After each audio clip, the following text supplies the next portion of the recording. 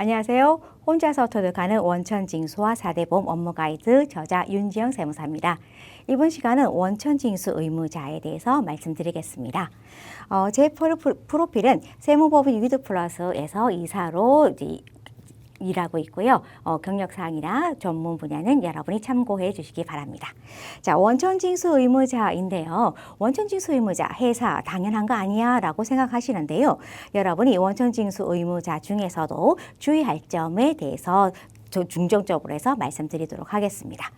제 책에서도 말씀드렸는데 소득자가 지금 내국법인하고요. 비사업자, 개인사업자, 즉 개인에 대해서 소득자가 나와 있습니다. 제 책에서도 말씀드린 것처럼 외국법인도 있을 수 있고요. 비거주자일 수도 있는데 이 경우는 국제조세이기 때문에 이번 책에서는 생략하고 여러분이 중점적으로 보여드릴 게 내국법인과 거주자인 비사업자 그리고 개인사업자가 소득자인 경우에 대해서 중점적으로 말씀드리겠습니다. 자, 이번에는 소득자가 내국법인하고요. 거주자 중에서 비거주자, 비사업자 그리고 개인사업자 중심으로 말씀드리겠습니다. 이 표에서 없는 게 외국법인하고요. 비거주자가 없는데요. 국제조세에 관련되어 있기 때문에 이 표에서는 생략하고 가도록 하겠습니다. 자, 내국법인이 소득자일 때, 그죠? 그럼 지급하는 사람은 그 내국법인의 모든 소득에 대해서 원천징수를 하고, 그치? 지급을 해야 되느냐라는 문제인데요. 그렇지는 않습니다. 여러분이 여기서 많이 이제 실수를 하시는 게요. 내국법인 같은 경우에는 어떤 경우에만 원천징수를 당하느냐 하면 이자 소득 성격, 그죠? 이자 소득에 대해서 지급받았을 때 지급하는 사람은 원천징수하고 지급해야 된다라는 겁니다. 배당소득도 있긴 해요. 그렇지만 배당소득은 배당소득 중에서 집합투자기구 이익 중에서 그죠? 투자신탁의 이익에 대해서만 원천징수 당하기 때문에 대부분의 내국법인은 이자소득 외에는 원천징수 당하지 않는다라는 거 중요합니다. 여러분 꼭 기억하시고요. 그리고 개인 중에서 제가 거주자 중에서 비사업자와 개인사업자를 나눠서 말씀드릴 거예요. 왜냐하면 자, 비사업자가 뭐냐 하면 개인들은 여러 가지 소득을 그죠? 구분했는데 그중에 사업소득도 있고 근로소득도 있고 이자, 배당 같은 소득이 있으실 거예요. 그랬을 때 사업소득이 없는 그죠? 개인 거주자를 비사업자라고 하고 이 비사업자가 소득을 지급받게 되면 어떤 소득에 대해서 이자, 배당, 근로연금, 기타, 퇴직소득요. 그렇다면 자, 양도소득 빼고 왜? 그죠? 사업소득은 아니니까 비사업자였고 그 외에 사업소득 외에 양도소득을 제외하고는 그죠? 거주자에게 소득을 지급할 때는 다 원천징수해야 된다는 거 말씀드립니다. 그리고 내국법인과 비사업자에게 지급을 할 때는 그 원천징수 의무자가 회사뿐만 아니고 그죠? 국가나 법인이나 개인사업자, 비사업자든 누구나 다 해당되는 거 이거 잊지 말아 주시기 바랍니다. 여러분이 지금 회사에서 원천징수를 하다 보니까 당연히 그죠? 회사 같은 경우만 하는구나라고 생각하는데 이러한 내국법인과 비사업자에게 지급할 때는 그죠? 개인이라 하더라도 징수 의무가 있다는 거 기억하시고요. 자, 이거에 관련해서 제가 예를 하나 들어볼게요. 자, 대표이사 같은 경우도 있고요. 저희가 그 전에 제가 다른 예 한번 들어보도록 하겠습니다. 여러분이 자, A법인이 있고요. A법인인데 이 A법인이 만약에 제조업을 하다가 여유 자금이 생겨가지고 그죠? 대금을 대여해줬다. B법인한테 대여해줬다라고 할 때. 그죠? 그렇게 됐을 때 대금을 대여해주고 그렇게 되면 B법인은 요 A법인에게 이자를 지급하게 될 겁니다. 그러면 B법인이 그죠? A법인한테 이자를 지급할 때 B법인 같은 경우에 만약에 100만 원이라고 하면 이 100만 원을 다 지급해야 되느냐 아니면 원천징수해야 되느냐라고 했을 때 그죠? 소득자가 누구다? 내국법인이다. 자, 받는 게 뭐다? 이자 성격의 이자 소득이다. 그렇다면 B법인은 그죠? 100만 원에 대해서 원천 징수하고 지급해야 된다. 여기까지는 아시겠죠? 근데 이랬을 때 여러분이 이제 기본적으로 이제 원천 징수 세율에 관련해서 말씀드리면 요 이자 지급, 이 이자 소득을 그죠? 그냥 이자 소득이라고 하면 될 텐데 이름을 되게 힘들게 만들어 놨어요. 어떻게?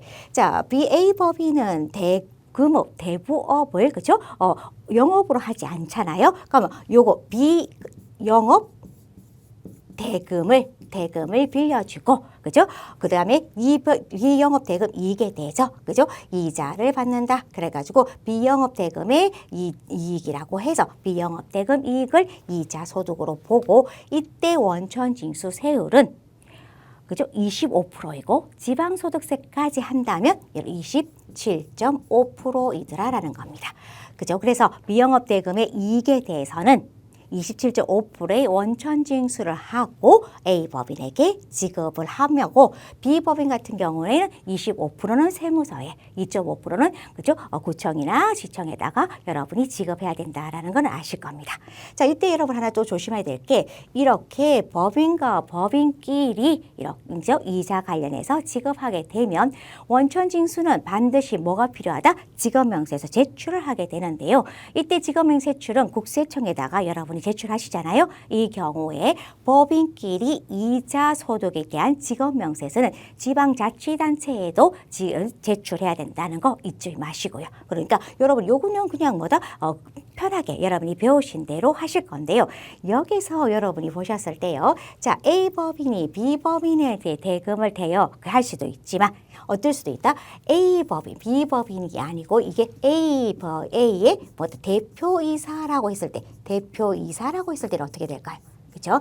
자, A법인이 A 대표이사에게 대금을 대여한다. 이런 가지거금이라는 거 아시잖아요. 그걸 가지거금이고 당연히 뭘 이자 받으셔야 되는 건 당연한 거죠. 그래서 이자를 받는다라고 했을 때 이때 그죠? A의 대표이사는 원천징수 의무가 있을까요? 없을까요? 자, 여러분, 자 3초만 한번 생각해 보시고요. 이제 마음을 정하셨으면 제가 답을 드릴게요. 자, A의 대표이사는 원천징수 한다, 안 한다? 해야 됩니다. 왜죠? 제가 말씀드렸잖아요. 전표에서 말씀드린 것처럼 어떻게? 자, 내국법인 받는 사람이 내국법인이고, 그죠? 그랬을 때 받는 게 이자 소득이라고 한다면 지급하는 사람은 누구나 다 원천징수 의무자라는 겁니다.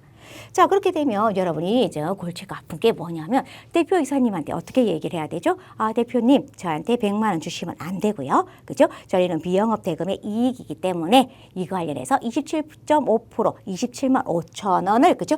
27만 5천 원을 여러분 제하고 저희한테 A법인한테 주시고 25만 원은 국세청에다가 다음 달 10일까지 납부하시고, 그죠? 2만 5천 원 같은 경우에는 구청에다가 납부하시고 잊지 마시고 다음 연도 2월 말까지 직업명세서 제출하는 거 잊지 마시라고 하면 어떡할까요? 그죠? 담당자인 여러분, 우리는 잘릴 수도 있겠죠. 그죠? 그랬을 때 하나의 여러분이 잘리지 않는 그죠? 하나의 방법을 한번 말씀드리면 이때 여러분이요 원천징수 의무가 A의 대표이사이지만 여러분이 금전 소비대차 계약을 할 때 어떻게 한다? 그죠? 원천징수 의무는 A법인이 징수한다라고 원천징수를 대리하는 계약을 하는 겁니다. 그렇게 되면 이렇게 원천징수가 위임되고 대리되었기 때문에 더 이상 A의 대표이사가 원천징수 의무자가 아니죠. 어떻게? A법인이 원천징수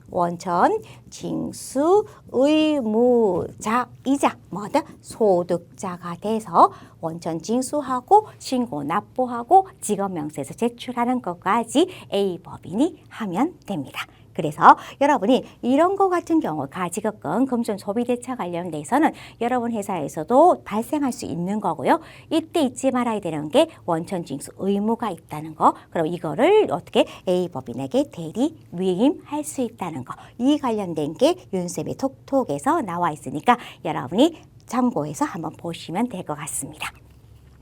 자, 그러면 여기서 또 여러분이 하나 더 제가 말씀드리면 여러분이 지금 배우신 것 중에서 이제 우리 내국법인에 대해서 잘 배우셨어요. 그죠? 그리고 우리가 비사업자인 그죠? 개인한테도 배당 같은 거 있을 때 원천징수 있는지 없는지 관련해서 제가 말씀드렸고요.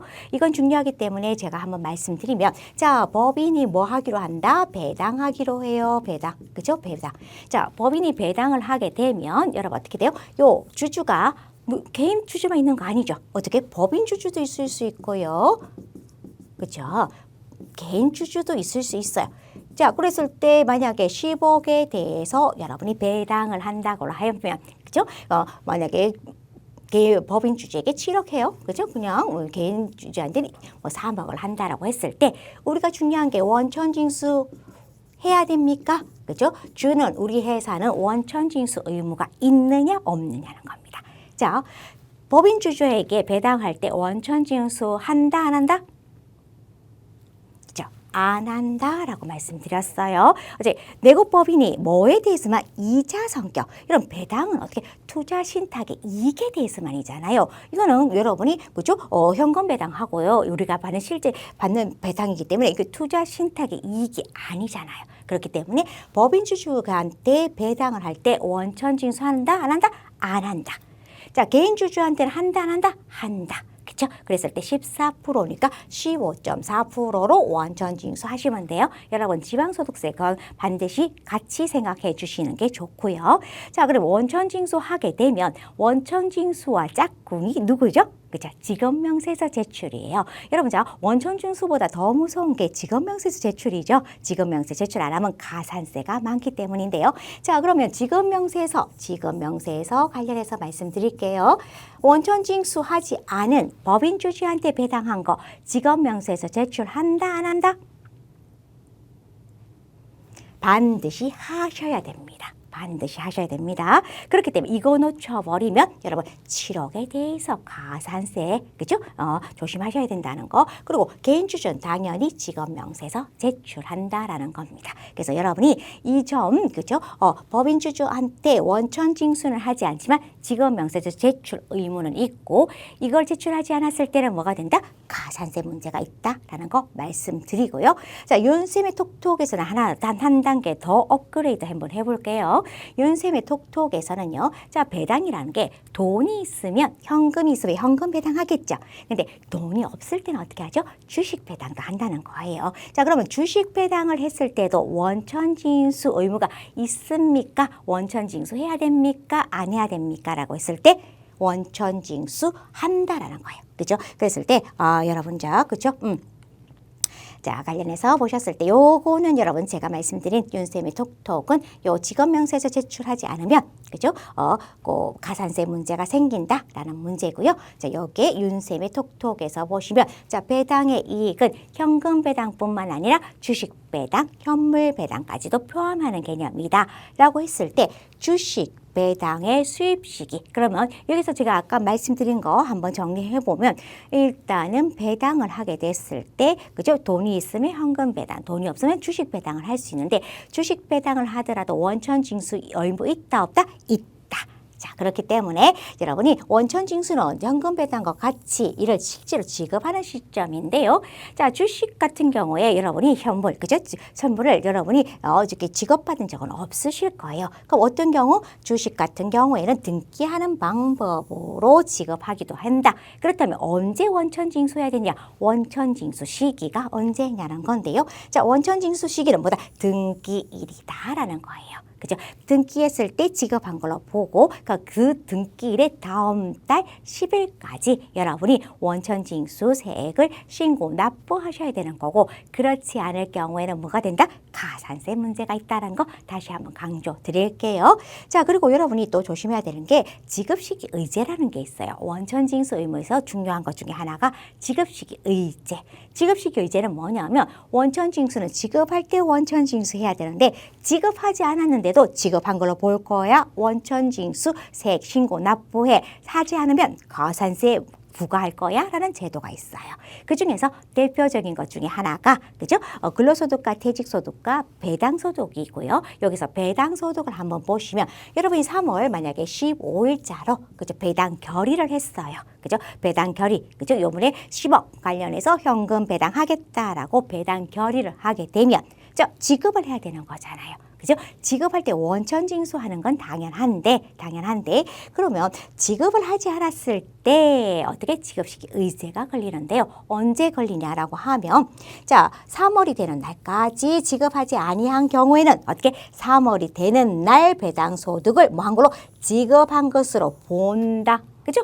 본다. 그렇기 때문에 여러분은 3월, 4월, 5월, 6월까지 만약에 지급하지 않으면 6월 3분개월이 되는 때 지급한 걸로 보기 때문에 여러분 반드시 언제 7월 10일까지 원천징수 세액을 신고 납부하지 않는다면 여전히 가산세 문제가 있으니까 지급시기 배당소득의 지급시기 의제도 반드시 여러분이 숙지해 주셔야 됩니다.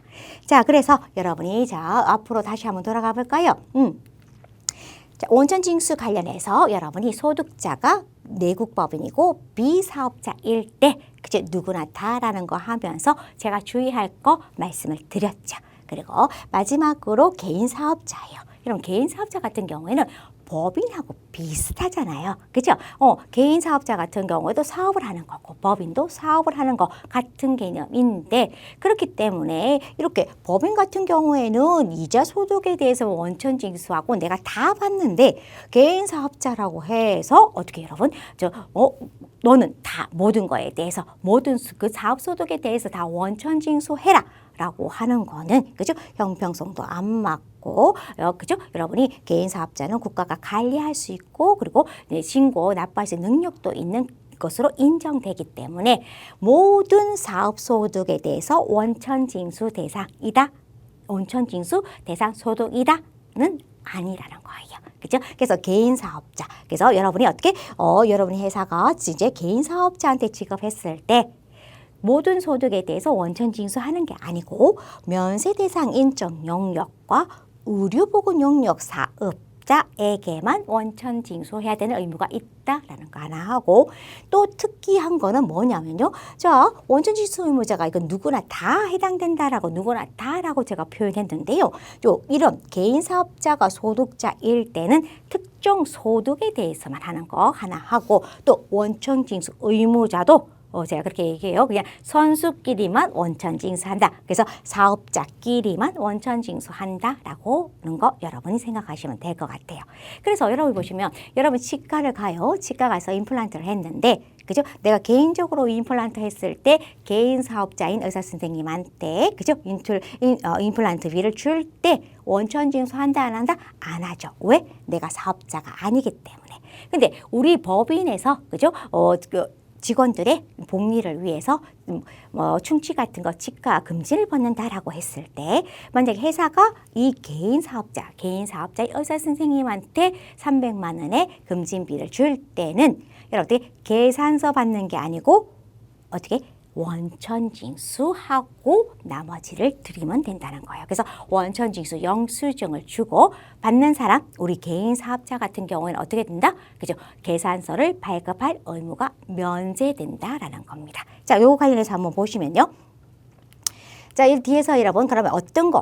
원천징수 대상 의료보건 영역은 여러분 제가 책의 234페이지에서 자세하게 말씀드렸고요. 그 중에서 회사에서 잘 일어날 수 있는 거 제가 한번 보면요. 어떤 게 있냐면 이런 분유수집이라든가 운반업 허가를 받은 거 이게 어때? 정화조 청소했는데 그죠? 그 청소하는 사업자 개인 사업자다라고 했을 때는 여러분이 계산서 받는 거다, 원천징수하는 거다, 원천징수 하셔야 된다는 거예요.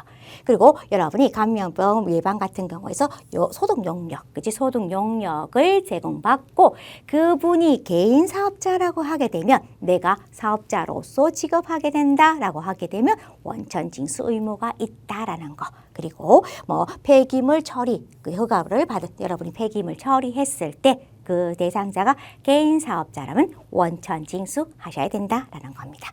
그래서 제가 여기서 한번 말씀드렸어요. 아까 의료기관이 법인이었을 때와 개인이었을 때 어떻게 처리하느냐. 자, 법인 하트는 여러분 법인이 돼버리면 어떻게 됐죠? 그죠? 법인 같은 경우는 이자 소득 외에는 그러니까 원천 징수 안 한다고 말씀드렸잖아요. 그렇기 때문에 여러분보다 계산서 교부받고 지급하시면 되는 거예요. 그런데 자, 의료기관이 개인이다, 개인 사업자라고 돼버리면 여러분 어때 사업소득으로 원천 징수 대상 사업소득이 되는 거고요. 그래서 원천 징수 하셔야 되는 거예요. 그래서 원래는 그 개인 사업자인 의사분한테 계산서를 받아야 되나? 이게 만약에 원천징수 영수증을 교부받은 경우에는 어떻게 된다 해서 계산서를 교부한 걸로 본다라고 하니까 그 의사 선생님은 계산서 발급을 면제받는다라고 보시면 되죠. 자, 여러분이 계산서 받는 거 아니고 원천징수 하셔야 돼요. 원천징수 안 했을 때는 어떻게 돼요? 가산세 문제가 있기 때문에 계산서 받지 말고 원천징수해야 된다는 거 다시 한번 말씀드릴게요. 그리고 여러분이 자 앞에서 말씀드릴 때 또 하나 이제 면세 대상 인적 영역이 있으시잖아요. 이거는 여러분 설명하려면 되게 길어요. 왜? 부가가치세, 가세면세부터 시작해서 이제 여러분이 제가 이렇게 역사를 읊어줘야 되는데 지금 시간에서는 여러분 간단하게 말씀드리면요. 자, 사업자 등록증 없으시면서 프리랜서로 활동하시고 있는 이런 인적 용역 사업자들이 있으시잖아요. 그런 분들한테는 여러분이 그죠? 어떻게 한다? 3.3% 원천 징수하고 지급하시면 되는 겁니다. 자, 그러면 여러분 마지막으로 한번 정리하고 끝날 건데요. 자, 받는 사람이 누구다? 내국법인이다. 뭐에 대해서만? 이자 소득에 대해서만 누구나 다 원천징수 의무자가 된다. 그렇기 때문에 개인 대표한테 그죠? 개인 대표이사가 이런 경우가 됐을 때는 원천징수를 위임하거나 대리하면 그죠? 수고를 들 수 있다라는 거 말씀드리고요. 자, 사업소득이 없는 비사업자 같은 경우에는 양도소득 빼고는 전부 다 원천징수하고 지급하셔야 된다는 거 하나. 그리고 개인사업자 같은 경우 사업소득이 있으시는 분들 같은 경우에는 자, 사업자 등록 없는 그죠? 프리랜서 하시는 인적 영역 같은 경우 그리고 의료보건 영역에 관련해서는 누구만 사업자만 원천징수하고 지급하면 된다는 겁니다. 그래서 여러분이 회사에서 있을 때 그죠? 누가 지급받는 사람, 소득자가 누구인지 보시고 그 소득자의 어떤 소득이냐 보고 여러분이 원천징수 해야 되는지 안 해야 되는지를 잘 판단하시기 바랍니다. 자, 여기까지 하겠습니다. 감사합니다.